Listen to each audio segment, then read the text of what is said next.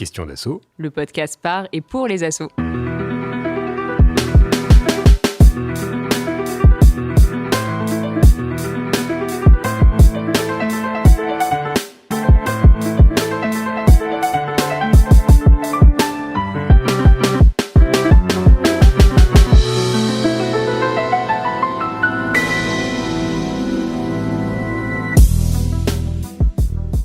La vie démocratique va de pair avec une certaine conflictualité. Désaccords d'orientation ou de gestion, mise en évidence de contradictions internes, assemblée générale tendue, l'expression du dissensus est plutôt un signe de bon fonctionnement démocratique du collectif. C'est ce qui permet de poser les sujets qui fâchent, qui bien souvent sont des sujets de fond, et d'expérimenter de nouvelles manières de faire. Cependant, il n'est pas rare que cette conflictualité dérape et se transforme en lutte d'ego et de pouvoir, au détriment du projet associatif et de la santé du collectif. Comment identifier ces moments de bascule et de crispation? Comment s'en prémunir? Et le cas échéant, comment s'en sortir? Quelle place les statuts peuvent avoir ou non dans cette régulation? En d'autres termes, que faire en cas de putsch associatif? Ce sont ces questions que nous vous proposons d'aborder dans ce 9e épisode de Questions d'assaut, le podcast par et pour les associations en partenariat avec la Maïf. Pour parler de ce sujet, nous recevons aujourd'hui une radio associative qui vient de sortir d'un conflit de gouvernance intense, la radio Albiges, qui est représentée aujourd'hui par l'un de ses salariés, Will, et l'une de ses administratrices, Michel. Bonjour Will. Bonjour. Bonjour Michel. Bonjour. Et vous êtes d'ailleurs les premiers qu'on reçoit ici en tant qu'auditeurs du podcast. On s'était rencontrés dans ce cadre où vous rediffusez notre podcast sur votre radio et on vous en remercie. On est également accompagné par Stéphane Courtois, juriste de la Maïf, avec qui nous éclairons les grands principes à avoir en tête lorsqu'on rédige les statuts d'une association. Bonjour Stéphane. Bonjour. Et pour animer ce podcast, j'ai moi-même le plaisir d'accompagner Yael. Salut Yael. Hello Carla. Cet épisode de Questions d'assaut est réalisé aujourd'hui par Réa Simon de Synchrone TV sur une musique de Sounds of Nowhere. Vous pouvez vous abonner à Questions d'assaut sur votre plateforme de podcast préférée, sur Apple Music, Google Podcast, mais également Spotify, Deezer et SoundCloud. Vous pouvez également écouter ce podcast directement sur notre site web www.questions-asso.com où vous retrouverez une version textuelle de celui-ci. Nous sommes très heureux d'être avec vous pour ce nouvel épisode de Questions d'assaut. Installez-vous confortablement et c'est parti.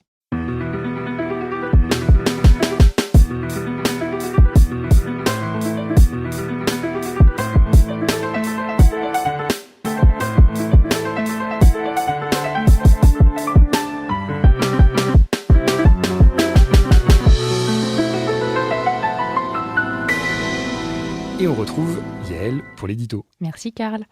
Donc aujourd'hui, je vais faire assez court pour l'édito. Je vais surtout vous présenter un article de Laurent Samuel, qui est auteur du blog Association 1901. Donc c'est un article qui est publié en juin 2009 et qui s'intitule « Vie associative, un enfer pavé de bonnes intentions ». Donc en 2009, Laurent Samuel a lancé un large appel à témoignages sur les conflits internes dans les associations régies par la loi 1901. Donc, je cite, « Rivalité de personnes, conflits de compétences, harcèlement, coups fourrés, putsch et coups d'État, violation caractérisée des statuts, culte du secret, opacité, détournement en tout genre, licenciement abusif. » Bref, les témoignages que Laurent a reçus sont édifiants, mais malheureusement, on peut trouver des histoires similaires dans tout type de structure. Qu'est-ce qui fait la particularité du modèle associatif ? C'est un article de blog qui introduit le sujet puisqu'il ne l'approfondit. Mais ce qui m'a interpellée et ce qui me semblait intéressant, c'est qu'il met en avant 2 types d'explications. Donc la première, c'est la difficile cohabitation entre des dirigeants bénévoles et des managers qui sont salariés. Ça, c'est un sujet qu'on avait déjà commencé à aborder dans un épisode précédent, notamment qui portait sur les conditions de travail. Et très certainement qu'il faudra, à mon avis, refaire un épisode plus précisément sur cette question. Donc entre aussi la différence d'implication et surtout la différence entre des dirigeants qui ont peut-être une vision plus stratégique et des managers opérationnels, le frottement qu'il peut y avoir entre les deux. Le deuxième argument qu'avance donc Laurent Samuel, c'est aussi la forme associative en elle-même qui, de par sa souplesse juridique, permettrait, je le cite, de rester un véhicule privilégié pour faire prospérer toute discrétion coterie et rente de situation. Donc en d'autres termes, l'association peut dans certains cas être le support, donc le véhicule juridique de confiscation de pouvoir pour préserver sa propre situation personnelle, que ce soit par des avantages matériels ou simplement la position sociale. Donc dans la mesure où beaucoup de bénévoles s'engagent sans vérifier la qualité de la gouvernance ou même sans regarder le statut de l'association. Laurent Samuel parle ainsi de despotes du village, d'égos surdimensionnés, d'escrocs patentés, de psychorigides, tout autant de dénominations que je regrouperais peut-être sous le terme de personnalités qui pourraient être toxiques pour l'organisation et qui profiteraient du statut associatif. C'est aussi pour ça que ça nous semblait important après de cibler la question d'experts sur cette question des statuts. Ces deux facteurs explicatifs, on peut en ajouter peut-être deux autres qu'on avait aussi pu explorer dans des précédents épisodes. Donc, d'une part, peut-être les enjeux du financement associatif qui pèsent très fortement, comme on l'a vu, sur les organisations du travail et la précarisation plus globale du secteur. Et de l'autre, des pressions politiques, externes ou internes, c'est-à-dire externes dans le sens externe à l'association, mais qui peuvent peser justement en termes de financement. On avait parlé dans un épisode précédent des procédures bâillons qui pouvaient s'exercer sur les associations pour les faire taire si elles sont trop militantes ou si elles remettent en cause un projet urbain ou politique de la ville, mais aussi interne avec des conseils d'administration et des logiques politiques qui seraient internes à l'association. Donc pour finir, vous voyez, je vais vite aujourd'hui, je mentionnerai une loi qui sur le papier semble intéressante, qui est une loi anti-push, spéciale association, qui a été adoptée au Sénat en avril 2021 et qui met, en tout cas qui propose, qui oblige de soumettre certaines décisions comme les nouvelles adhésions ou des modifications statutaires à une délibération collégiale. Donc on pourrait s'en réjouir, ça pourrait même être une piste intéressante, mais dommage ou pas, ça ne cible que les associations cultuelles, c'est-à-dire que les associations de culte, dans le cadre de la lutte dite contre le séparatisme, qui prend des tournures quand même de plus en plus inquiétantes. Et sur ce sujet, peut-être que je vous renvoie à un rapport, et on va sûrement aussi essayer de faire un épisode sur la question. Dernier rapport de l'Observatoire des libertés associatives publié en janvier 2022, une nouvelle chasse aux sorcières, enquête sur la répression des associations dans le cadre de la lutte contre l'islamisme. En tout cas, c'est intéressant de se dire que quand on parle de push associatif, là, les seuls qui les intéressent, c'est dans des cas très très précis. Bon. Une fois qu'on a dit ça, on peut commencer l'entretien et rentrer dans le vif du sujet. Donc, rebonjour Will et rebonjour Michel. Merci beaucoup d'être avec nous aujourd'hui pour partager justement un coup d'état, donc pas du tout dans une association culturelle, et donc à Radio Albiges, un coup d'état quand même assez fou que vous avez vécu en 2019 et qui s'est étendu jusqu'à 2021 à peu près, donc quelque chose qui a été assez long. La situation a été particulièrement difficile pour vous, donc vraiment merci de nous partager ça. Mais ce qui mérite quand même d'être soulevé, c'est que vous en êtes sortis et que vous avez réussi à reprendre le contrôle de l'association. Et là où, de ce qu'on remarque et des témoignages qu'on peut recevoir et qu'on peut lire, en fait, beaucoup d'associations, dans un cas de conflit intense de gouvernance, finissent juste par s'arrêter, mettre la clé sous la porte ou à créer deux structures distinctes associatives. Ce qui nous semblait aussi intéressant, c'est que la radio Albiges, mais vous allez nous en dire plus, est une association occitane qui a aujourd'hui plus de 40 ans et qui à l'époque allait sur ses 40 ans, donc c'est-à-dire une vieille association. On imagine que c'est pas la première fois que l'association a été mise en difficulté, que vous avez dû vivre un nombre de conflits assez important, en tout cas en interne, et donc que cette crise de gouvernance a pu être aussi une occasion, ou pas, vous allez nous le dire, de raviver des tensions plus anciennes ou plus passées. Donc comment articuler ça et comment vous en êtes sortis. Mais avant que vous nous racontiez peut-être plus précisément ce qui s'est passé et que vous nous redessiniez un peu le cadre, pour celles et ceux qui nous écoutent, puissent un peu replacer la radio dans le large paysage des associations, on aimerait vous soumettre 3 petites questions qu'on a l'habitude de poser aux associations qui nous rejoignent dans cet épisode, qui s'appelle la carte d'identité de l'association. Est-ce que vous êtes prêts ? Nous sommes prêts. Super. Donc Michel, Will, est-ce que vous pouvez d'abord nous décrire l'activité de Radio Albiges ? Qu'est-ce que vous faites au quotidien ? On fait de la radio, comme notre nom l'indique. Et je vais citer nos statuts. On est une association d'intérêt général. On l'a mis dans les statuts parce qu'on y tient, même si c'est un statut qui peut se perdre. Et on anime un média radiophonique d'expression locale. Et donc l'association, c'est Radio Albiges et le média s'appelle aussi Radio Albiges. Voilà. Donc nous, on produit et on diffuse des émissions radio en mettant l'accent sur la diffusion des cultures présentes localement, surtout la culture occitane, enfin notamment la culture occitane, puisque effectivement, au départ, Radio Albiges, c'était une radio en occitan et occitaniste. C'était une radio très militante à ce niveau-là. Et donc ça s'est beaucoup ouvert en 40 ans, hein, puisque comme tu le disais, la radio elle est née au tout début des radios libres, en fait. Et donc elle a plus de 40 ans maintenant, c'est une vieille dame pour une radio, mais elle a de beaux restes. Et en fait, elle s'est peu à peu ouverte. Il y a eu des émissions portugaises, il y a des émissions thé à la menthe, des émissions du Maghreb. On a plein d'émissions avec des assos, avec différentes personnes. Et en fait, les micros de la radio sont ouverts à tous les acteurs et toutes les actrices de la vie culturelle, associative et sociale.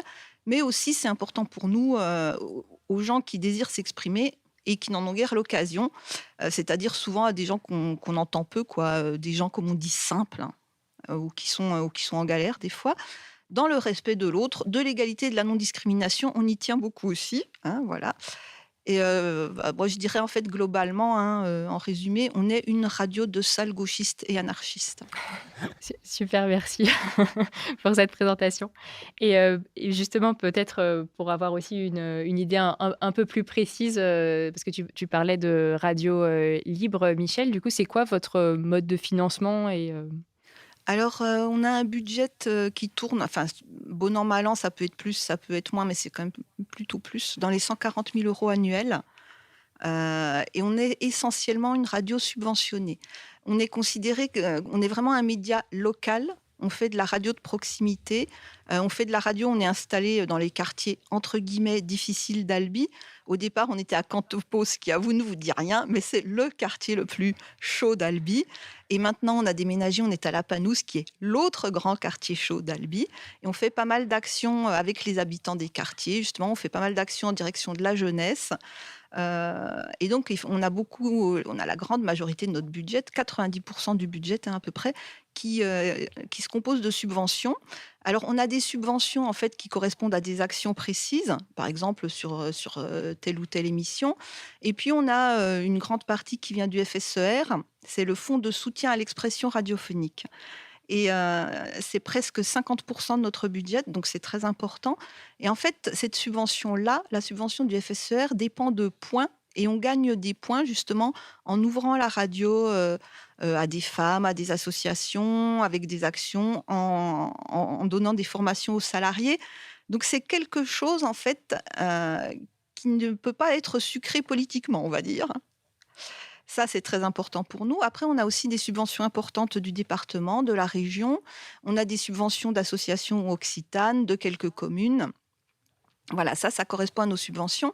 Et c'est vrai que, par exemple, les subventions du département ou de la région, c'est parce qu'on est une radio locale et on parle des actions locales. Donc, on fait des choix. Il arrive qu'on critique assez virulemment, on va dire, certaines actions menées par le département ou la région. Et c'est vrai que parfois, la question s'est posée de savoir si on devait vraiment critiquer, dire ce qu'on en pensait, parce que ça risquait de nous valoir une coupure de subvention. On savait qu'il y avait un certain risque. Voilà. Donc, on est soumis à ce genre d'aléas éventuellement, mais comme de toute manière, on est une radio, comme je le disais, qui a un budget assez important, ben de toute manière, avec un budget important, on a des dépendances aux gens qui nous donnent de l'argent. C'est clair et net. Après, nous, on a toujours fait le choix de critiquer quand on trouvait que c'était critiquable. Voilà. Et j'ajoute qu'on a aussi de l'autofinancement, puisqu'on fait des ateliers dans des écoles, dans des EHPAD, etc., qui sont financés. Alors, c'est une autre façon de toucher de l'argent public, puisqu'en général, les écoles sont des écoles publiques, etc. Donc, mais c'est des prestations qu'on finance avec un taux horaire, etc., qui font 5 ou 6%, je pense, un peu plus de l'autofinancement via des prestations. Et enfin, donc, les adhésions et les dons. Mais en fait, c'est vrai que les adhésions et les dons représentent une part très réduite de notre budget globalement, parce que en fait, alors ça a déjà été discuté moult fois en AG, justement, on a une adhésion qui est basse, en fait, 10 ou 20 €. Enfin, après, on peut faire des dons, mais 10 ou 20 € suivant, laissés à l'appréciation de la personne, suivant ses ressources. On nous a déjà dit que c'était peu, que c'était trop peu. Et en fait, nous, on n'est pas tout à fait d'accord avec ça, notamment du fait que on est installé, donc, comme je disais, dans les quartiers difficiles d'Albi. Et pour nous, c'est important que les gens puissent adhérer à un coût modeste. Voilà. Et j'allais demander qui sont ces adhérents ? Il y a de tout et de n'importe quoi. si je puis me permettre, mais oui, il y a des gens. Alors, normalement, il y a tous les gens qui font des émissions, puisque après, au niveau de l'assurance, c'est important. Mais on a effectivement des soutiens. Il y a des gens du quartier, par exemple. Il y a des gens qui ont fait 1 ou 2 émissions pour parler des choses qui les intéressaient. Et eux, quand ils viennent en tant qu'invités, ne sont évidemment pas tenus d'adhérer, mais donc qui choisissent d'adhérer pour nous soutenir. On a des gens aussi, comme je le disais, Radio Bigès étant une vieille dame, des gens qui ont été à la radio étant enfants ou étant adolescents, qui sont passés dans les studios pour apprendre ce que c'était que la radio. Ou aussi, il y a 40 ans, dans la préhistoire, hein, il faut quand même bien se dire que le téléphone portable n'existait pas. Et c'était terrible, mais les gens vivaient. Et à cette époque reculée, par exemple, Radio Albigès, quand il y avait des colonies de vacances qui partaient, Radio Albigès, sur ses ondes, ouvrait ses micros aux gamins qui pouvaient contacter leurs parents, les parents qui envoyaient des messages aux enfants et tout ça, quoi. Voilà, donc il y a des gens qui adhèrent aussi pour ces raisons-là, parce que pour eux, ça a représenté quelque chose, effectivement, à différentes étapes de leur vie. Il y a aussi une adhésion associative, donc des associations du quartier ou de la ville en général, culturelles, sportives, etc., qui peuvent adhérer. Et du coup, ça leur donne en gros des droits pour annoncer un peu en avant-première leurs informations sur les ondes, où il y a plusieurs formules pour annoncer leurs actualités. Et pour le coup, là, ils adhèrent à l'année en tant qu'association, et ils font partie donc de la vie associative de la radio. Super, bah, merci beaucoup. Et du coup, peut-être dernière question de la carte d'identité. Comment est-ce que vous êtes organisé? Donc là, vous avez parlé voilà, des membres. Donc, vous avez des salariés. Comment ça s'articule tout ça?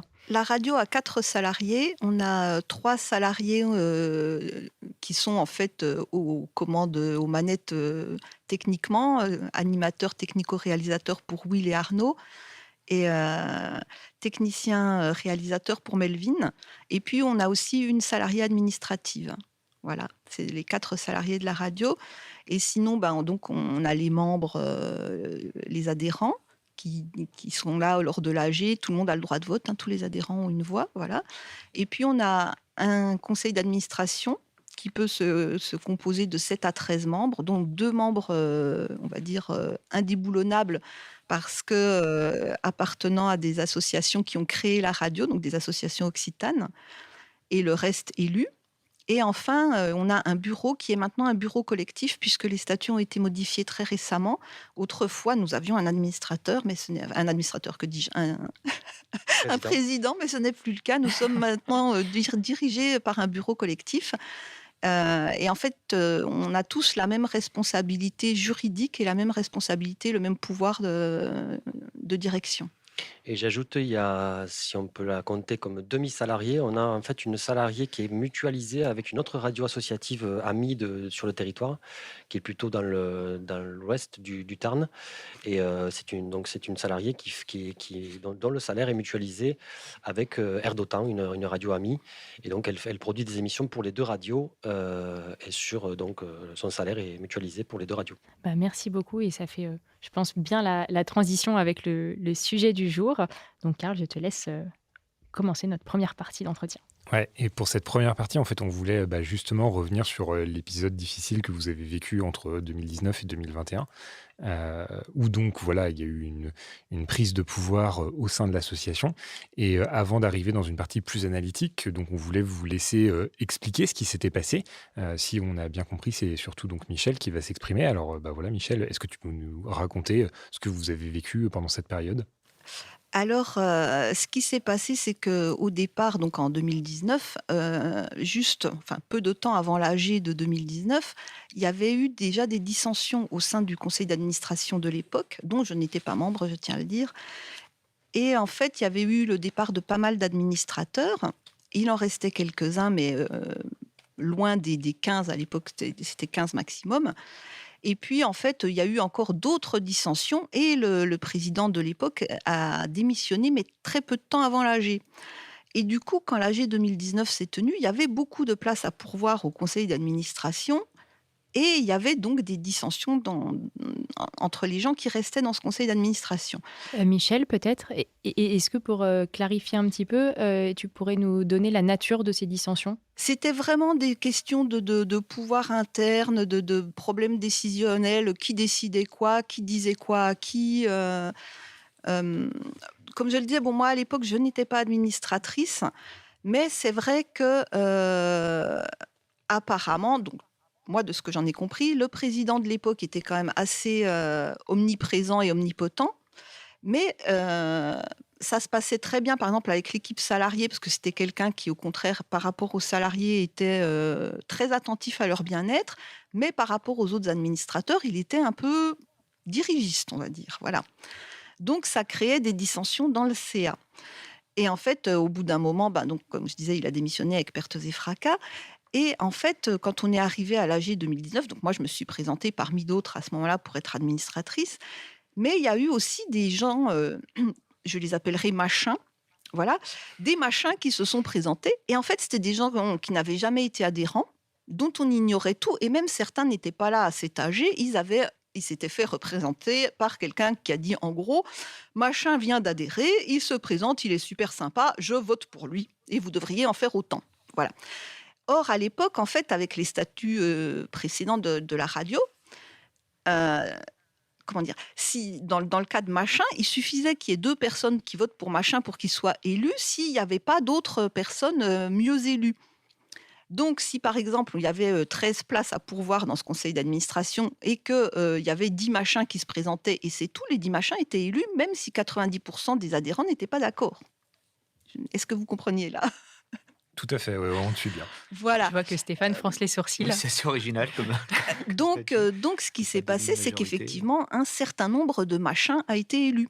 C'est-à-dire excusez-moi, il y avait pas de majorité de demander pour élire un administrateur. Eh bien, en fait, non. D'accord. Non, mais D'accord. on avait des statuts, c'était des statuts pleins de trous. Non, mais il faut quand même le constater, il y avait de gros problèmes avec ces statuts.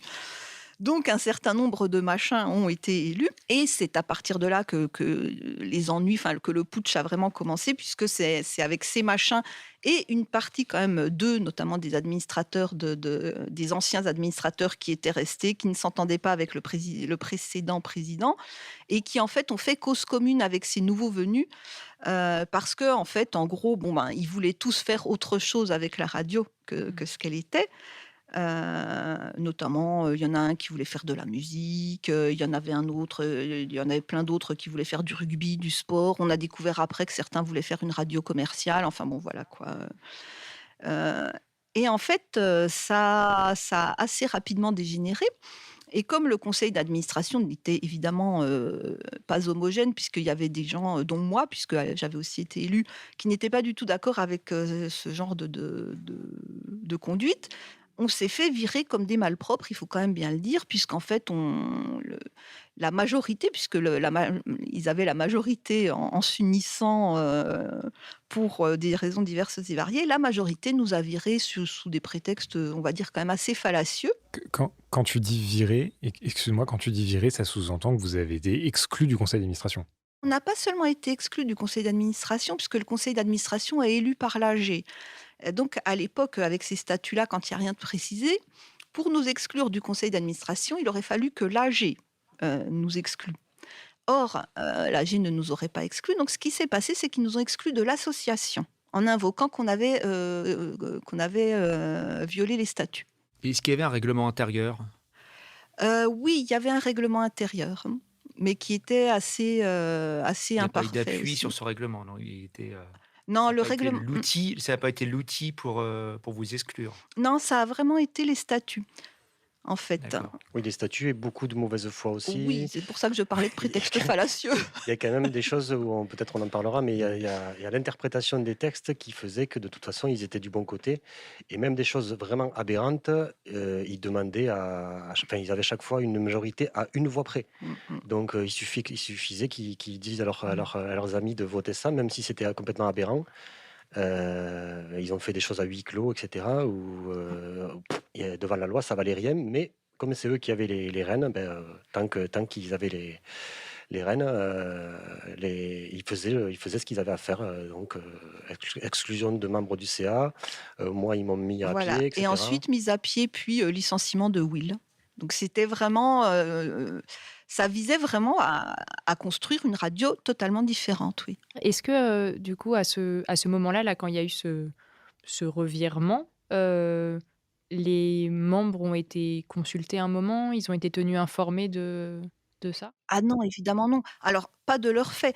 En fait, quand ils nous ont exclus de l'association, ils nous ont exclus de l'association parce qu'on avait voulu organiser une AG extraordinaire.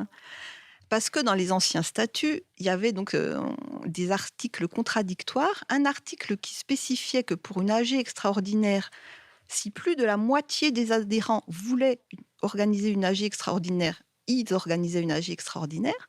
Mais on avait un autre article dans les statuts qui disait que l'AG extraordinaire devait être convoquée par le président.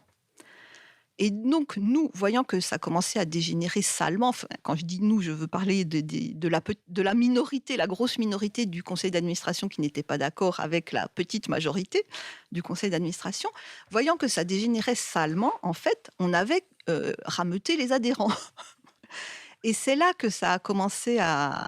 C'est là, en fait, que les gens se sont mobilisés. Les adhérents se sont mobilisés. Il y a d'autres gens qui ont adhéré alors qu'ils étaient plutôt sympathisants de la radio, mais pas forcément adhérents.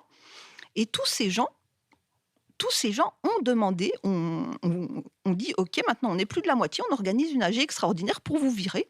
Vous virez, vous. Et puis, on fait un autre CA, et c'est comme ça. Et c'est là, en fait, que les adversaires ont été consulter un avocat qui a dit pop, pop, pop, pas du tout, c'est au président de convoquer cet AG. Si vous l'organisez, vous n'êtes pas dans la loi et en fait, ça ne sera pas valable et donc on fera intervenir la police, en gros. Donc, c'est les putschistes qui nous accusaient de putschisme. Voilà. Et juste pour qu'on comprenne bien, en termes de temporalité, là, les événements que tu décris, Michel, ça s'est passé en combien de temps à peu près? Je crois que l'AG 2019, c'est mai et Ouais. c'est octobre où Oui. les gens se sont mobilisés pour faire une AGE en octobre 2019. Ouais. Et moi, c'est à ce moment-là où j'ai commencé à être un peu inquiété aussi par la direction qui me reprochait des choses aberrantes. Et plus je notais des choses dans leur comportement, plus on me disait que j'étais insubordonné, etc. Donc je me suis mis en arrêt maladie à ce moment-là. Et ça a continué encore 2 mois où moi j'étais en arrêt maladie. Et c'est là que je crois que c'est pas dans cette période-là que les membres du CA ont été exclus. En 2 fois, je crois, il me semble bien, puisque la première fois, ils n'avaient pas fait comme il fallait. Enfin, il y a eu plusieurs choses. Mais ça a été aberrant. Enfin, ils ont essayé d'organiser une réunion de CA, puis en fait, c'était pas valable. Je ne sais même plus pourquoi. Enfin, c'était à une réunion de CA, par contre, où là, d'ailleurs, non, ça devait être celle-là. Ils ont fait semblant d'appeler leur avocat, genre, tu vois, à 8h du soir et tout. Enfin, c'était n'importe quoi, en fait.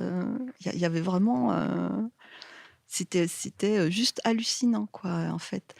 Et puis, en fait, donc à partir de ce moment-là, je pense à partir de, oui, un peu avant notre exclusion, et puis avant que Will ne soit licencié de manière totalement abusive, c'est là que les gens ont vraiment commencé à se mobiliser. Et c'est vrai que, par exemple, le premier CA où ils devaient voter l'exclusion, notre exclusion à nous, vilains, qui avions voulu convoquer une AG sans l'autorisation du président. Waouh! Alors, en fait, il y avait, je ne sais plus, 30-40 personnes devant la radio pour nous soutenir. Enfin, ça a été assez particulier, ouais, il faut bien le dire. Pareil, quand ils ont fait l'entretien de Will, l'entretien pré-licenciement, il y avait, les gens s'étaient mobilisés pour venir soutenir Will. On était devant les locaux de la radio, à l'époque c'était Cantepeau, ils avaient fait venir des vigiles. Oui, il y avait des vigiles devant la radio. Carrément, quoi. Ah oui. Ah oui, c'était des vrais professionnels et tout. Et alors donc, les membres du conseil d'administration qui protestaient se retrouvent exclus. Will, tu te retrouves donc licencié. Et à partir de ce moment, qu'est-ce qui se passe? Alors, à partir de ce moment-là, déjà, le collectif de soutien, les Amis de la radio, avait été créé, les Amis de Radio Albiges. Alors, ça n'a jamais pris vraiment la forme d'une association, parce que c'était trop... Enfin, on était dans l'action, quoi. Hein, c'était vraiment... mais c'était un collectif de soutien. Il y a eu vraiment une super mobilisation, il faut bien le dire. C'était très émouvant pour nous. D'ailleurs, je suis encore émue. Et on l'entend. Ouais. Et à partir de là, en fait, oui, les gens, on a été mais plusieurs centaines, en fait, hein. Il y a eu plusieurs centaines d'amis de Radio Albigeois qui tous mettaient leur pierre. Et à partir de là, il y a eu effectivement de grandes discussions pour savoir ce qu'il fallait qu'on fasse. On a dit, OK, puisqu'ils nous menacent, on n'organise pas cet AG nous-mêmes parce qu'on risque effectivement que le tribunal l'invalide, et c'est pas le propos. Donc, qu'est-ce qu'on peut faire? Et c'est grâce à ce collectif des Amis de la radio où tous les gens ont mis au pot, c'est comme ça en fait qu'on a pris une avocate, Maître Boivin-Contigani, qui en fait est spécialisée dans le droit des entreprises. Et c'est grâce à Maître Boivin qu'un administrateur judiciaire a été élu. Moi, je me rappelle Il a été nommé Oui, pardon. par le tribunal. Et en fait, quand on est allé la voir, on lui avait apporté... Alors, parce que les gens continuaient à adhérer. Mais le président refusait de prendre les adhésions. Puisque déjà, son camp était minoritaire, il refusait de prendre les adhésions. Donc, en fait, ce qui se passait, c'était que les gens adhéraient, ils apportaient l'argent et le bulletin à la radio. Ils demandaient à Virginie, la secrétaire, pour qui ça a été extrêmement stressant, une photocopie et une signature comme quoi ils avaient payé par chèque ou en liquide. Et on a accumulé ça et on a apporté le dossier à Maître Boivin. Et donc, en fait, l'administrateur judiciaire a été nommé par le tribunal, puisque c'est le tribunal qui nomme, parce que Maître Boivin a fait la demande en disant, voilà, il y a tant de gens qui ont adhéré. D'après les statuts, on ne peut pas refuser leur adhésion, mais le président refuse et refuse même de tenir compte de ces adhésions. Et c'est ça, en fait, qui a permis la nomination de l'administrateur judiciaire. Et donc cet administrateur, il a pris la place du président qui était alors en place dans l'association? Alors, nous, on ne savait pas trop en fait comment ça se passait. Et en fait, on a découvert que c'était même pour eux quelque chose de totalement inédit, parce qu'en fait, en principe, un administrateur judiciaire gère des entreprises, mais des entreprises commerciales, pas des associations. Même quand on a fait appel à Maître Boivin, qui a été très efficace, elle nous a dit qu'effectivement, elle était plutôt spécialiste du droit des entreprises, mais qu'après tout, comme on était une association, il y avait beaucoup de choses en commun, et que donc, il n'y avait pas de raison qu'on ne puisse pas faire comme ça. Et effectivement, ça a marché. Je confirme, parce qu'il n'y a pas de réglementation spécifique pour le monde associatif. Le droit et la jurisprudence appliquent les principes qu'on applique au monde des sociétés commerciales. Ce sont les mêmes règles de responsabilité, globalement, les mêmes règles de responsabilité, même s'il y a un peu de tolérance quand on est dirigeant amateur, enfin bénévole. Mais effectivement, il n'y a pas de règles spécifiques. Donc c'est normal qu'elle a été efficace, puisqu'elle avait les compétences, sans le savoir, cette avocate. Mais elle nous a dit à plusieurs reprises que nous étions un cas original. Et d'ailleurs, apparemment, l'administrateur judiciaire lui-même nous a dit que c'était la première fois qu'il se trouvait confronté à un cas pareil, en fait. Puisque, en règle générale, très souvent, son rôle, c'était plutôt d'intervenir donc, dans des entreprises où il y avait des conflits, et souvent, en fait, quand l'entreprise était plus ou moins en perdition. Donc, en fait, ça a été très neuf pour tout le monde. Oui, parce que c'est vrai, là, pardon Michel, de ce que vous dites, il n'y avait même pas l'excuse de dire que vous étiez en fragilité financière à ce moment-là, qui aurait pu justifier un changement de stratégie ou... pas du tout. Justement, la radio allait plutôt mieux qu'avant. Ouais, justement. C'est peut-être pour ça que ça a attiré des appétits aussi. Et je pense parce qu'en fait, comme je disais, il y avait eu des conflits dans le CA précédent, donc avec le président qui avait démissionné avec pertes et fracas, comme je disais. Il faut quand même le dire aussi. Avant qu'il devienne président, la radio était déficitaire. Tous les ans, il fallait remettre au pot et tout. Et quand il est devenu président, en fait, il a mis de l'ordre, serré les boulons, et la radio est devenue, en fait, tout à fait saine financièrement. Comme c'est une association, la radio n'a pas à faire du bénéfice, mais effectivement, elle s'est retrouvée avec, comme disait comme a dit le conseil d'administration qui s'était fait élire pour prendre le pouvoir, un pactole. Et c'est vrai que même, ça va peut-être faire mal aux gauchistes, mais une association peut faire des bénéfices, et ces bénéfices, ils sont redistribués aux projets associatifs. Ce n'est pas mal, ce n'est pas grave, et bien au contraire, ça permet d'asseoir effectivement l'objectif du projet commun et de donner des moyens à ce que ce projet commun soit réalisé et soit pérenne surtout. Donc, tant mieux si une association fait des bénéfices. Mais elle ne peut pas les redistribuer à ses On administrateurs est bien ou à d'accord, ses ça voilà, des revient actions. au pot commun, voilà, pour simplifier, et c'est pas l'objet de faire, mais c'est un moyen au bénéfice du projet associatif. Donc, plus une association est saine financièrement, mieux se porte le projet associatif. Ben, pour nous, de toute manière, on considère que c'est le moyen de notre indépendance aussi, effectivement, parce Eh que ben, si jamais voilà. on est un peu trop critique et que ça nous vaut quelques ennuis, on sait que on va pas être tout de suite dans la galère. Et alors, pour en revenir donc à cette nomination d'administrateur judiciaire, donc cette personne arrive, donc si je comprends bien, elle prend en partie la main sur l'association pour donc théoriquement dans une entreprise assainir les finances. Mais alors là, c'est pas assainir les finances, c'est assainir la gouvernance, si on comprend bien. Qu'est-ce que cette personne a fait? Est-ce qu'elle a en fait convoqué une nouvelle assemblée générale?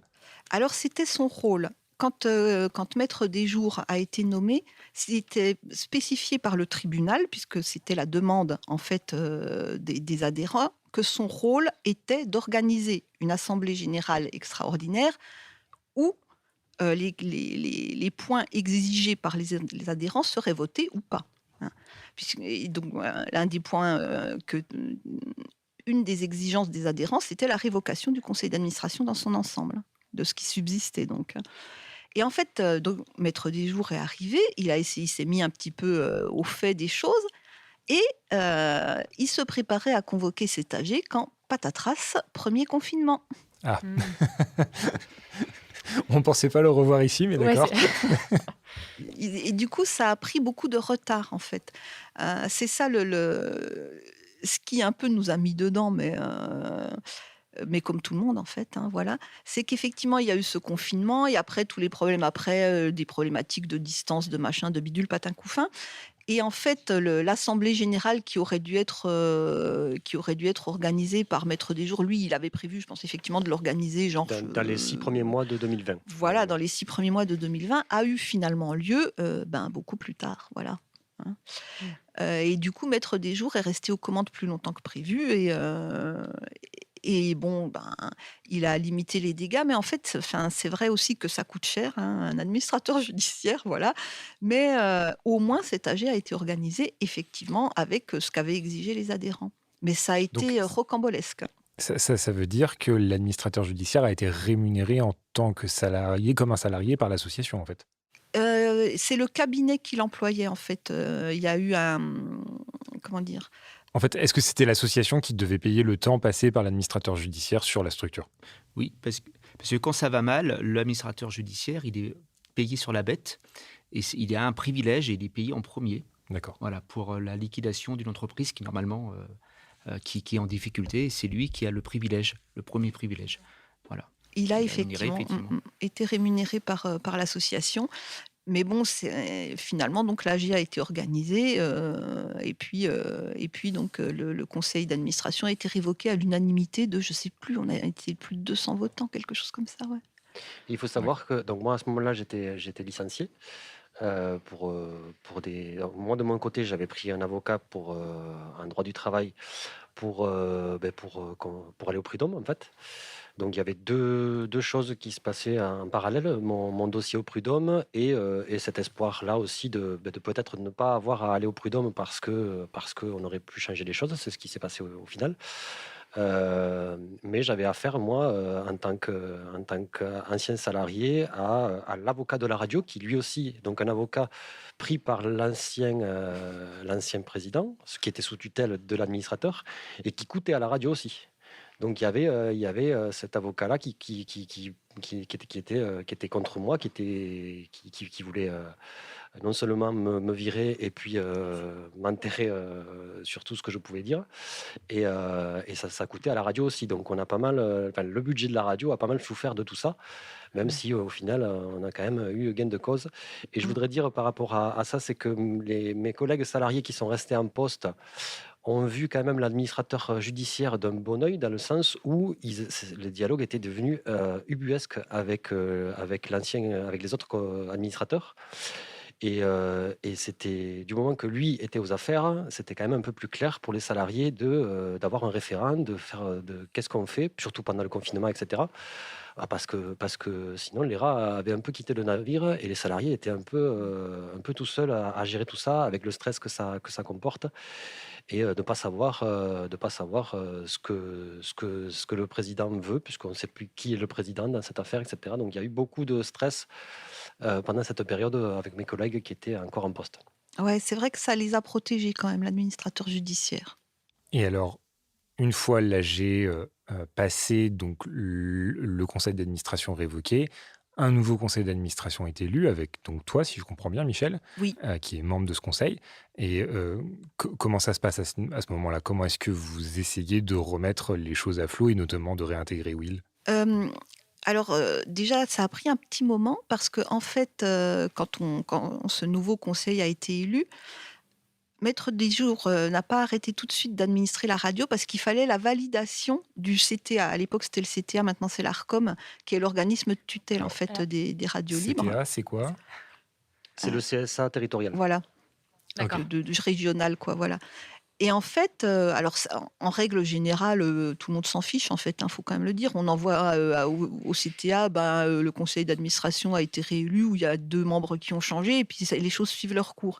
Mais là, c'était tellement conflictuel, parce que Maître Desjours a eu affaire aussi à tellement de mauvaise foi, on lui a mis tellement de bâtons dans les roues et tout, donc il voulait être super prudent. Donc il a attendu que le CTA lui dise « Ok, c'est bon », pour nous dire « D'accord, maintenant c'est vous les administrateurs ». Mais ça a pris, je crois que c'était 1 mois et demi ou 2 mois, quoi. Enfin, c'était assez pesant. Et puis, donc, de toute manière, nous, c'était acté dès le début qu'on voulait réintégrer Will. De toute manière, c'était une demande des adhérents aussi. Voilà. Donc, il y a eu le règlement à l'amiable. Enfin, c'était du coup, on se sentait un peu schizophrène, quoi, avec, Oui, avec parce que, l'avocat qui avait été pris par les autres pour contrer et tout. Enfin bon, c'était un peu bizarre. oui, parce que Mais l'avocat qui m'a viré était toujours l'avocat de la radio, mais avec un nouveau conseil d'administration qui lui demandait de me réembaucher, alors que c'est lui qui m'avait fait virer. ouais, donc du coup, c'était un petit peu. Enfin, on est allé le voir à plusieurs et ça a été un peu bizarre quand même, faut reconnaître. Euh, mais bon, ça s'est quand même bien passé. Mais c'est vrai qu'on a eu une période quand même de plusieurs mois où c'était vraiment tendu. Tout le monde restait vraiment extrêmement stressé. Il y a eu quand même des séquelles qui ont été assez longues. Je veux dire, les salariés, pour Will, ça avait été très difficile, quoi. Mais pour les autres aussi. Pour les autres, ça avait été super stressant parce que le conseil d'administration qui avait pris le pouvoir et qui donc a été viré, eux, leur truc, vraiment, ils disaient quand même, ce management, il faudrait un management plus vertical. Ce genre de choses. Donc, ils étaient vraiment quand même, oui, dans le on est les chefs quand même, et les salariés quand même, il faudrait peut-être un peu obéir. Et pareil, c'était oui, une radio engagée, oui, militante, non. Enfin, je veux dire, on expurge des trucs. Moi, c'était assez délirant. Donc, il y a eu quand même des séquelles assez longues. Nous-mêmes, il faut bien reconnaître, on avait été pas mal stressés. Même en tant que bénévole, ça avait été compliqué. L'AG qui a été organisé par Maître Desjours, il l'avait organisé dans un hall des expositions, une immense salle à Albi, pareil, avec service d'ordre et tout quand même. Mais il n'y a pas un seul membre du conseil d'administration qui a été viré qui est venu en fait. Mais on ne savait pas. On se disait, si ça se trouve, ils vont venir, ils vont faire un scandale, l'AG ne sera pas valable. Enfin, tout était possible, quoi. Oui, il faut dire que Albi, c'est la préfecture du Tarn, mais c'est pas une ville énorme. Moi, en tant que salarié licencié, par exemple, j'avais peur à chaque coin de rue de me trouver nez à nez avec des anciens administrateurs qui, de mauvaise foi, m'avaient viré, quoi. Ouais. Et pendant du coup tout ce moment-là, comment vous faisiez les émissions, comment elles étaient décidées? C'est-à-dire vous continuez à faire le programme qui était prévu initialement? Alors, pendant que ça a été cette prise de pouvoir, en fait, ce putsch, beaucoup d'émissions ont été supprimées. Justement, les émissions Ok. trop militantes, de toute façon, ça déjà c'était clair. Mais carrément, enfin, ils ont expurgé la base musicale des chants trop militants.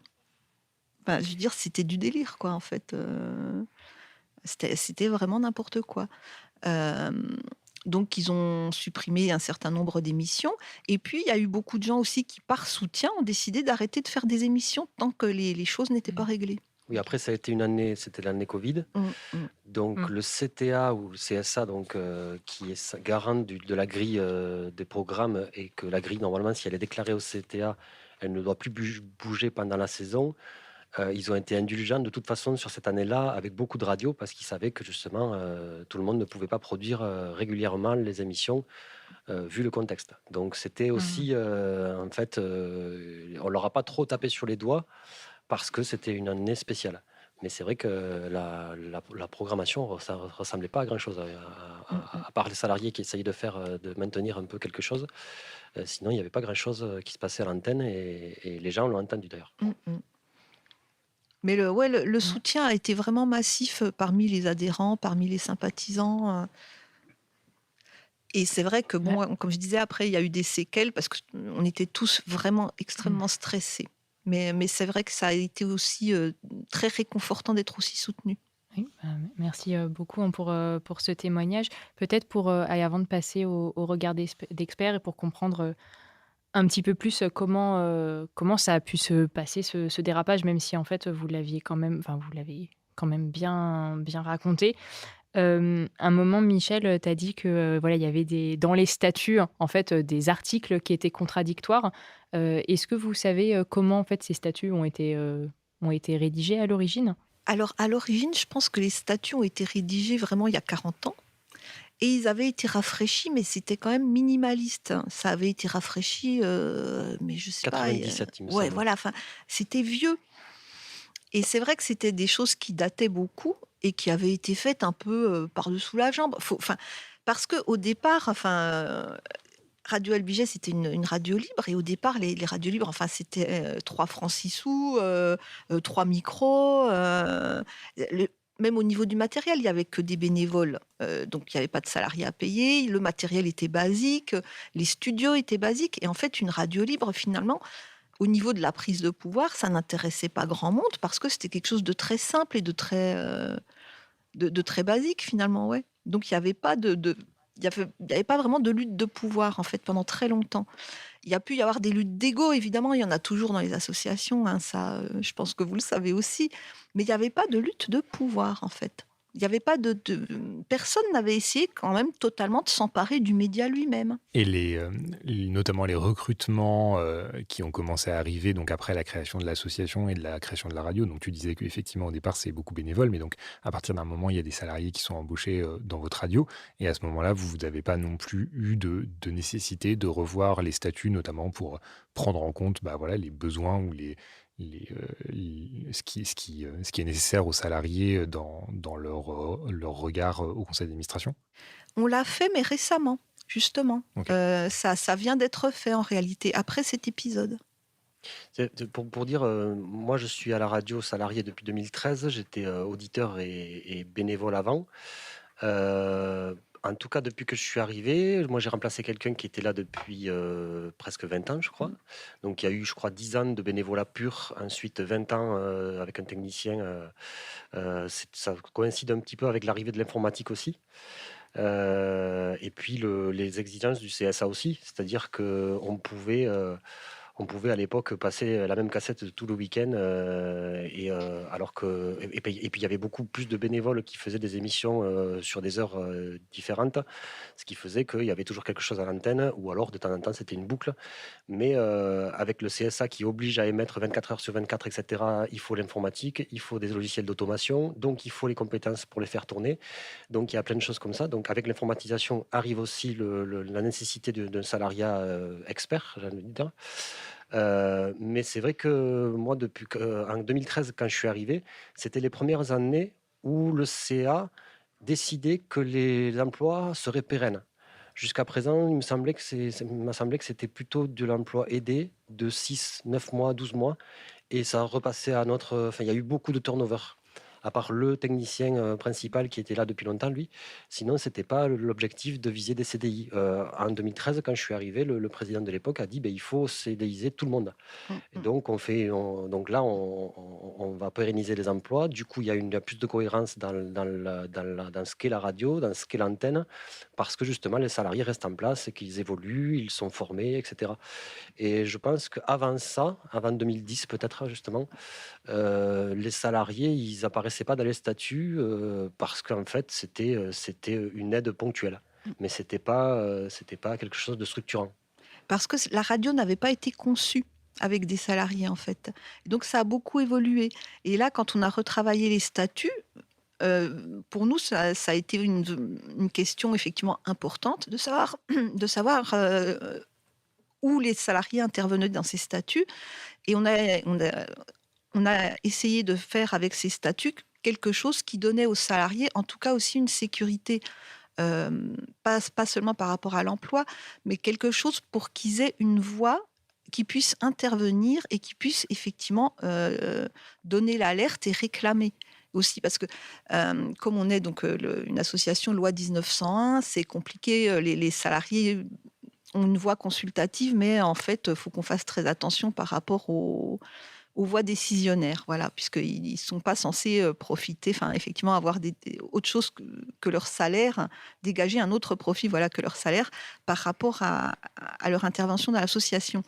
Mais ce qu'on a essayé de faire avec nos nouveaux statuts et ce qu'on a rentré dans les statuts, c'est le fait qu'ils ont une présence à toutes les réunions du conseil d'administration et qu'ils ont un droit d'expression total et qui doit être pris en compte et que ça doit être noté. C'est-à-dire qu'ils ne sont pas juste censés intervenir pour répondre à des questions ou ce genre de choses.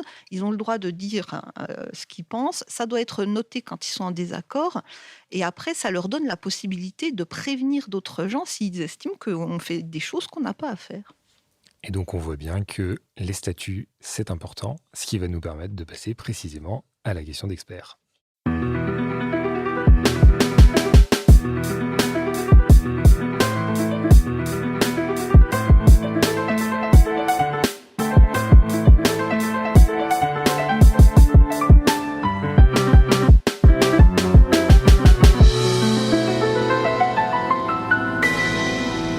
Merci beaucoup, Karl. Et surtout, merci beaucoup, Will et Michel, pour votre témoignage.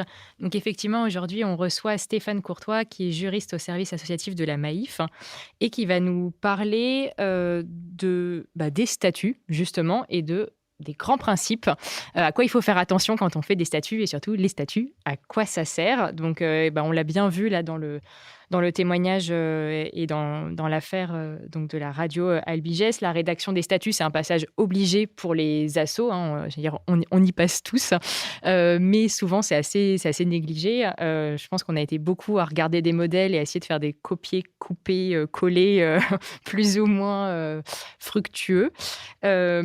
Disons-le comme ça. Alors du coup, Stéphane, peut-être pour commencer, les statuts, ça sert à quoi ? Alors, c'est vrai qu'on vient de voir un vrai cas d'école, et moi, je le retiendrai. Je m'en servirai, si nos amis de la radio Albiges sont d'accord. En tout cas, c'est vraiment, ça balaye un peu toutes les difficultés et tout ce qu'il faut faire, et tout ce qui était bien fait aussi après coup. Voilà. Donc, alors, pour débuter, l'association, on l'a entendu tout à l'heure, c'est une construction juridique, mais c'est surtout une construction humaine. Et comme ça a été dit aussi, quand l'association a été créée, c'était des statuts qui ont été écrits comme ça, peut-être sur un coin de table, on a fait du copier-coller. Enfin, à l'époque, on réécrivait, on ne faisait pas de copier-coller. Mais ce qui faisait vivre le projet associatif, c'était le collectif humain. Et quelque part, le statut, on s'en fichait. Et tant que le collectif, tout le monde avançait dans le même projet, avec les mêmes intérêts, on se moque un peu du cadre juridique. Mais c'est quand, effectivement, ça commence à plus aller entre les personnes que là, les statuts reprennent tout leur sens et où ça peut poser difficulté.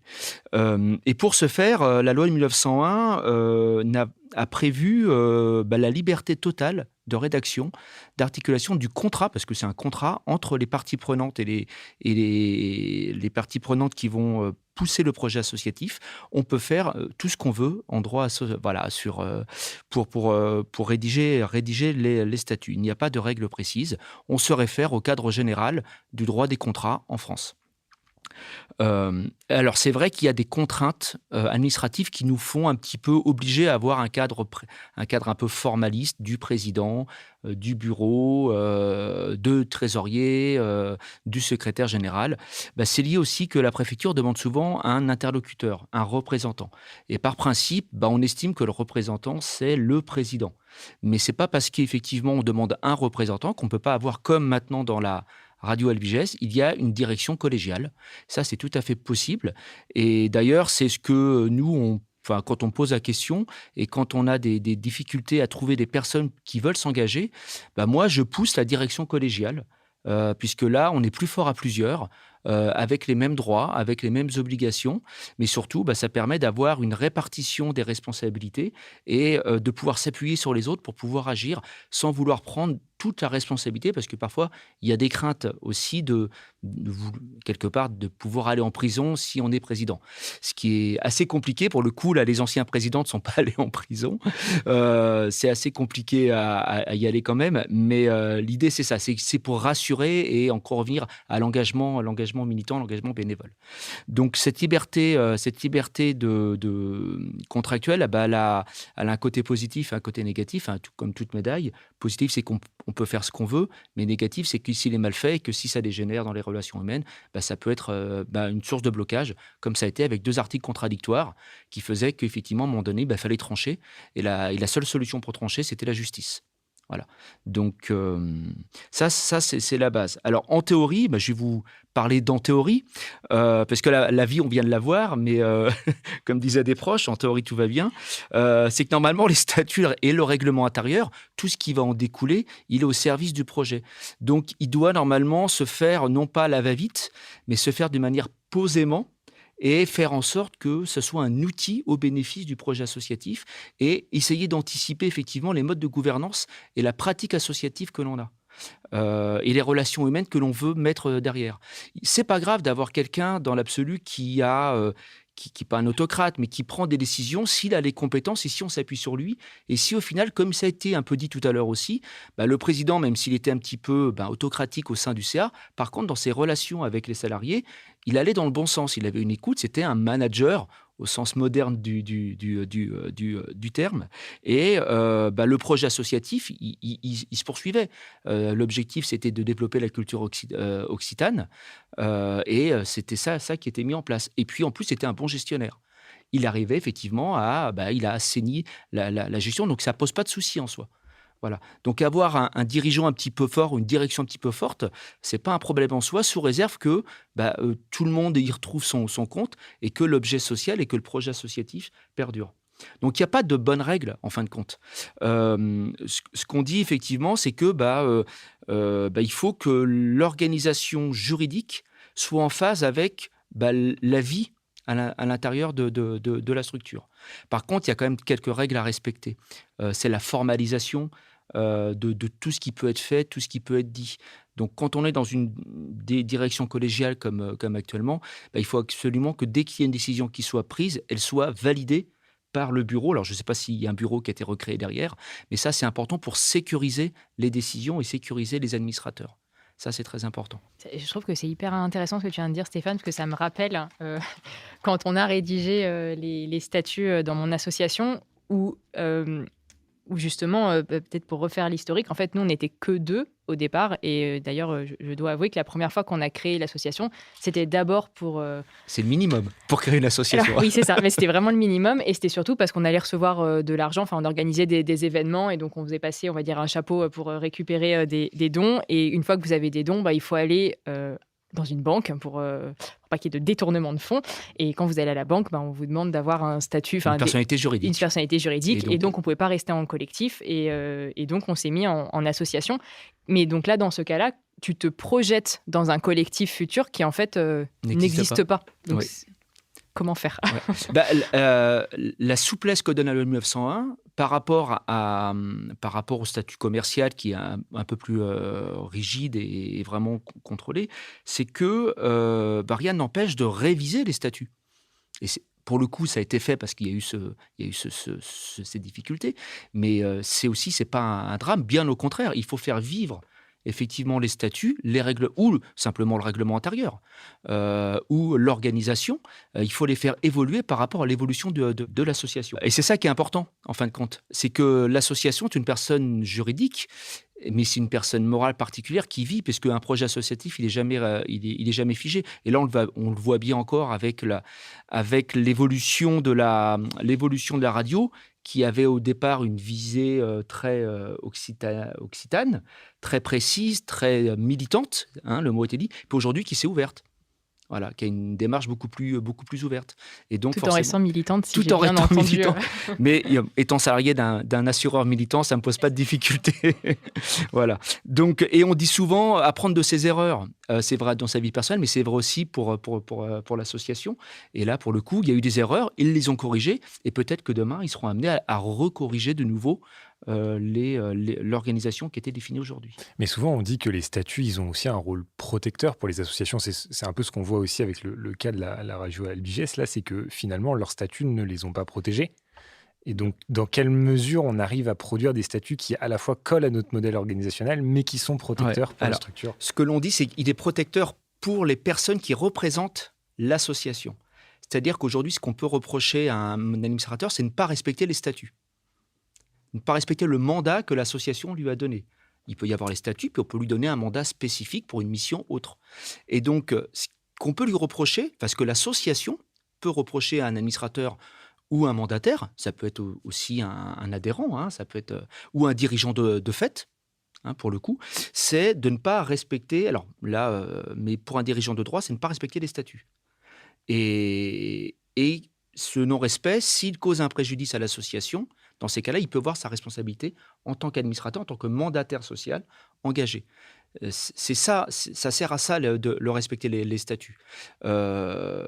Voilà, c'est juste pour la protection de la personne qui représente. Donc en fait, ce n'est pas une protection préalable, c'est-à-dire qu'elle n'est pas censée empêcher de mauvaises choses, mais elle est censée permettre de corriger ce qui se serait mal passé. En fait. Tout à fait. Mais après, si on a une mauvaise interprétation ou si on a des articles qui s'opposent aussi, pour le coup, moi, j'étais très attentif. Il y avait l'avocat des méchants qui disait non, c'est l'article du président des statuts qui dit que le président doit convoquer. Et puis il y avait l'autre avocat qui dit bon, au final, ça se plaide puisqu'il y a un autre article qui dit que la majorité est en droit aussi de convoquer une AGE. Qu'est-ce qu'on fait ? Voilà, il n'y a pas de faute en vérité, tout le monde respectait les statuts. On n'a pas dérogé aux statuts. Après, ce qu'il a peut-être effectivement mal fait, c'est de ne pas accepter de prendre les nouvelles adhésions. Mais quelles étaient après effectivement les conséquences négatives pour l'association ? Si au final l'association continue à faire des bénéfices, il n'y a pas de mise en péril du projet associatif. C'est là où ça devient assez difficile. On revient un peu... Voilà, il faut qu'il y ait quand même un préjudice, mais les statuts doivent être peut-être pensés à ça. Il faut peut-être penser au pire pour se dire, mais si on est trop rigide, après, on peut aussi bloquer l'engagement et la mobilité, parce que le projet, encore une fois, il évolue. Voilà. Donc, et ce qui est important aussi, c'est peut-être revoir, souvent, il y a des difficultés parce qu'il y a un projet associatif qui était très, très réduit. L'association a avancé et on a des actions qui sont plus en phase avec le projet associatif. Et là, on peut revenir aussi à des décisions qui pourraient mettre en difficulté un représentant, un mandataire, président, trésorier ou administrateur, parce qu'aujourd'hui, l'association a des actes qui ne correspondent pas au statut. Ça me fait penser, je réentends des conseils qu'on m'avait donnés à l'époque, et notamment qui était de dire, en fait, les statuts, il faut que ce soit le plus léger possible et tout mettre dans le règlement intérieur, parce que c'est plus facile de changer le règlement intérieur. C'est pour ça que j'évoquais le règlement intérieur, notamment. Que les statuts, mais ce fait que je dois avouer, par exemple, dans notre structure, on a fait effectivement des statuts, je pense qu'on n'a jamais relus depuis qu'on les a refaits, je dois avouer, où on était du coup 2, alors que maintenant on est 80, donc c'est vrai qu'il faudrait peut-être les re-regarder. Et du coup, le règlement, à chaque fois, il y a écrit « voir règlement intérieur », mais du coup, je ne sais pas s'il y a le droit de le dire, mais en fait, on n'a pas de règlement intérieur. C'est pas une obligation. Parce qu'on ne l'a jamais écrit. Donc peut-être, du coup, 2 questions par rapport à ça. Le premier, est-ce que tu peux peut-être reclarifier la différence entre statut et règlement intérieur ? Et du coup, est-ce que...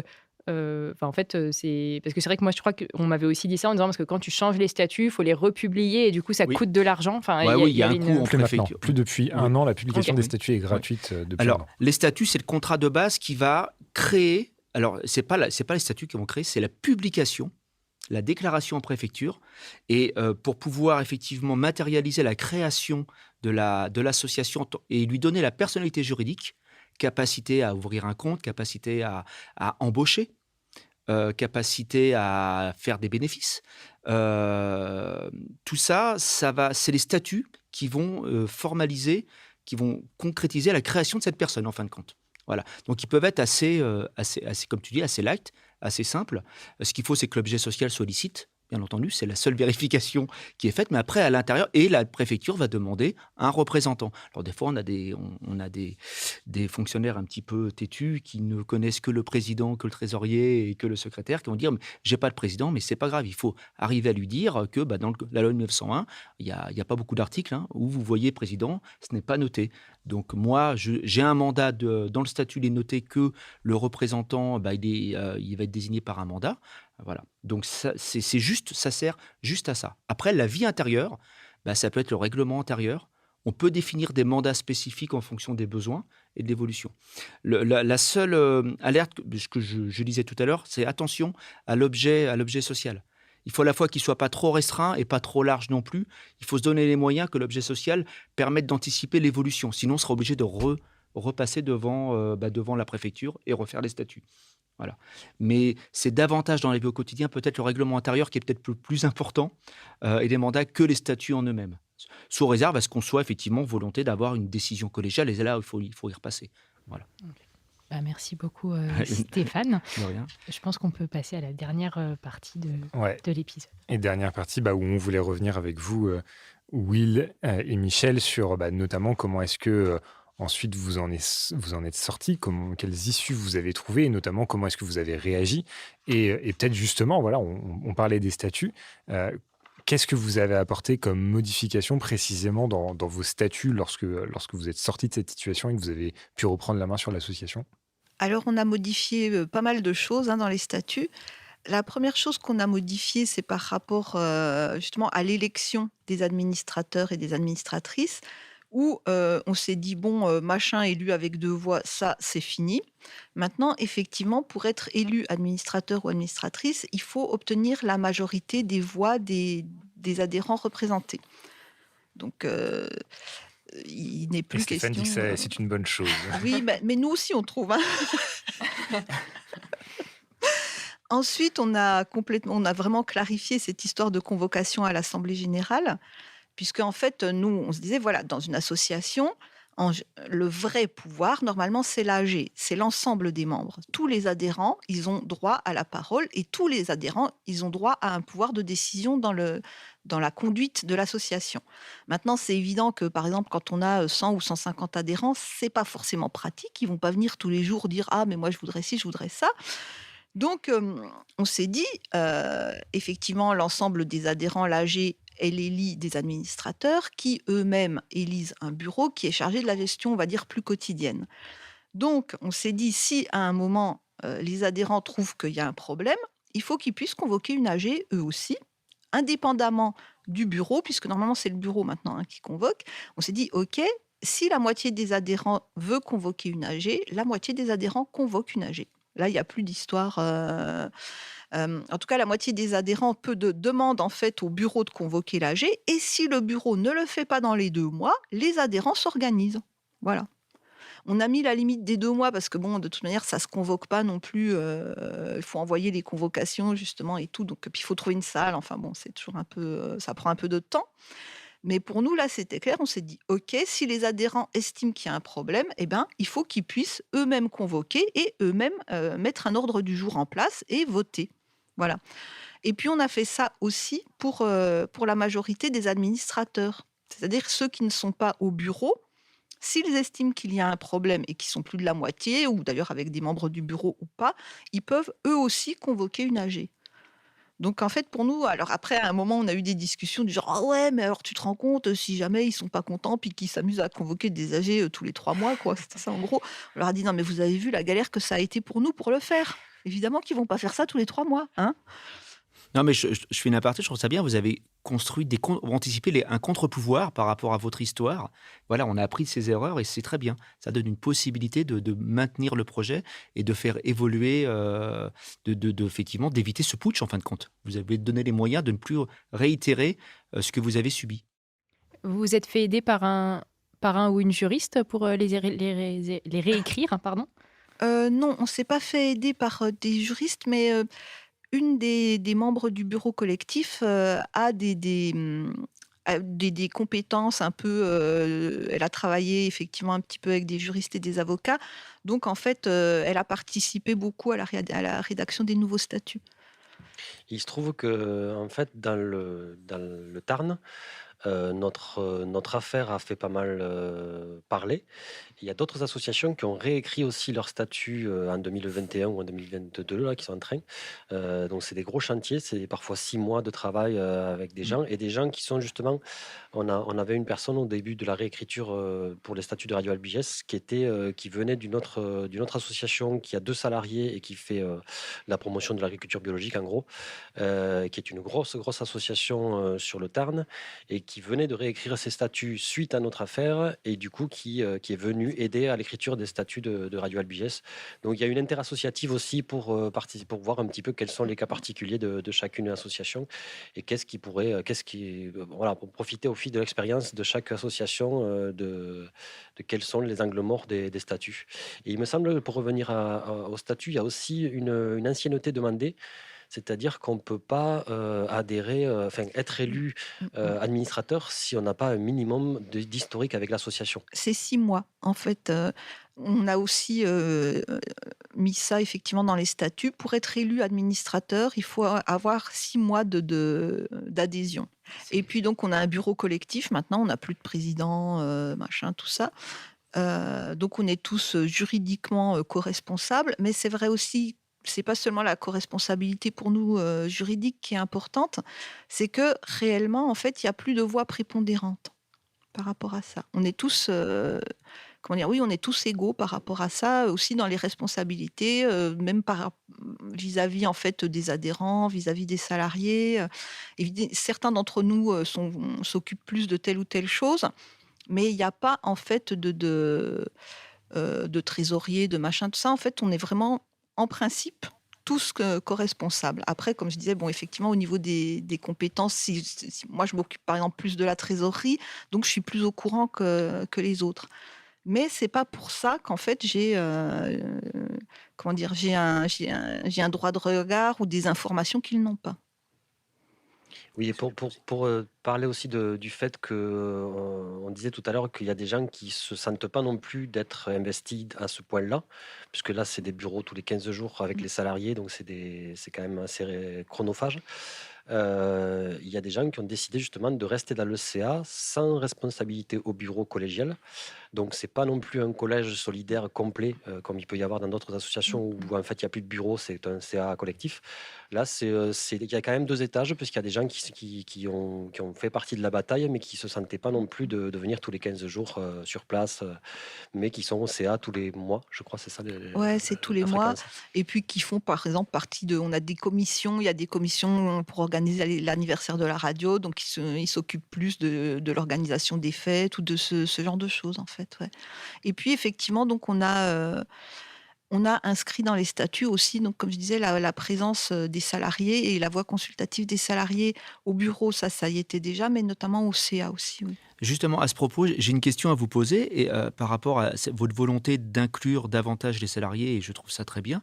Est-ce que vous avez pensé à changer de statut juridique, à passer sur une logique type coopérative ou société coopérative d'intérêt collectif, les SIC, alors qui sont des structures commerciales, mais avec une organisation et un projet qui est très proche de la philosophie associative, puisque c'est une personne, un associé, une voix, et les salariés ont les mêmes voix que les dirigeants. Ils peuvent même devenir aussi gérants éventuellement. Est-ce que ça, vous y avez pensé ou c'est ou pas du tout? On l'a envisagé, mais en fait, Bon, pour dire les choses simplement, on était fatigués quand même aussi. Ça sera l'étape d'après. Et ça nous a semblé, quand même un gros morceau pour nous. Donc on s'est dit qu'on allait rester Vous une avez un bon association avocat, il pour va vous, l'instant. il va vous conseiller. Et je parle aussi en connaissance de cause parce que je suis administrateur d'autres associations où on s'est posé la question, notamment quand je parlais de l'association qui promeut l'agriculture biologique. Pour ne pas la citer, c'est Nature et Progrès. Donc, en fait, c'est une pionnière de l'agriculture biologique. C'est une association qui a 50 ans, voire un peu plus même. Et dans le Tarn, elle est très, très implantée. Et effectivement, un groupement de producteurs bio qui s'organisent pour défendre des cahiers des charges, etc., se pose toujours la question de pourquoi on a des salariés si on reçoit des subventions pour défendre l'agriculture alors que les producteurs eux-mêmes se payent mal, par exemple, pour prendre c'est-à-dire que les salariés sont mieux payés que la plupart des producteurs bio du Tarn. Donc il y a des aberrations comme ça et on se dit peut-être la SIC serait une option, sauf que le modèle économique, effectivement, subvention, eh bien, il est quand même très, Il marche très pas. orienté sur les associations. Avoir des subventions avec une SIC, c'est possible, mais c'est quand même d'autres enjeux. Et c'est une autre ingénierie aussi. Et ça sera le sujet probablement d'un autre épisode de Questions d'Esso, ou en tout cas on espère. Merci Will, merci Michel, merci Stéphane de nous avoir accompagnés et d'avoir répondu à nos questions pour ce nouvel épisode de Questions d'Asso, le podcast par et pour les assos. Et merci à vous de nous avoir écoutés. On espère que cet épisode vous aura été utile et que vous aurez pris du plaisir à l'écouter. Si notre discussion a pu faire écho à des situations que vous avez pu vivre, nous vous invitons chaleureusement à nous le dire en nous envoyant vos témoignages par mail à l'adresse hello@questions-asso.com que vous trouverez dans la description de cet épisode. Pour rappel, vous pouvez nous suivre sur votre plateforme de podcast préférée sur SoundCloud, Spotify, Deezer, Apple Music ou Google Podcast. Vous pouvez également vous abonner à notre newsletter pour ne manquer aucun épisode et vous retrouverez toutes les informations, les liens et les ressources que nous avons évoquées durant notre discussion sur notre site web. Cet épisode a été réalisé aujourd'hui avec le soutien de la Maïf. C'était Réa Simon de Synchrone TV à la réalisation. La jolie musique que vous allez maintenant entendre est l'œuvre de Sounds of Nowhere. Merci de nous avoir écoutés et rendez-vous le mois prochain pour un nouvel épisode de Questions d'Asso.